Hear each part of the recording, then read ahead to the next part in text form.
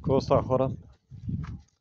Правя този клип не с оплакване, а с обращение към това да цените приятелите си, семейството си и работата си. Това са трите теми, които ще включа в момента. Нашите са по чужбина, брат ми, майка ми и баща ми. Липсват ми, нека да не липсват.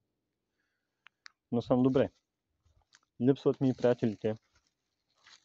Събиранки вкъщи, лав мабет, някаква биричка, водка, музичка. Всеки го харесва това нещо.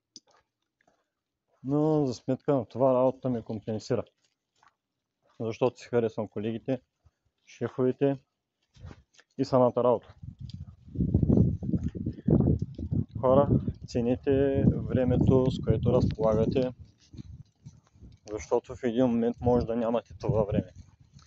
Аз в момента работя до късно, нямам много време, имам мечти и цели, но да, както казах, работата ми компенсира. Поне там.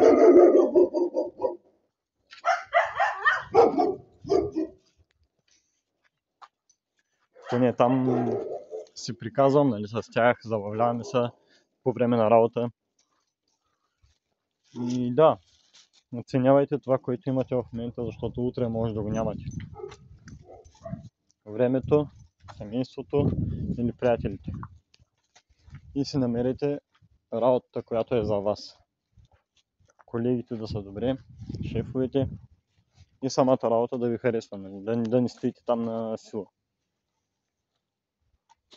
Аз съм добре, както казах, не се оплаквам. Може и по-добре, но в момента няма как. Общо взето това е, което искам да ви кажа.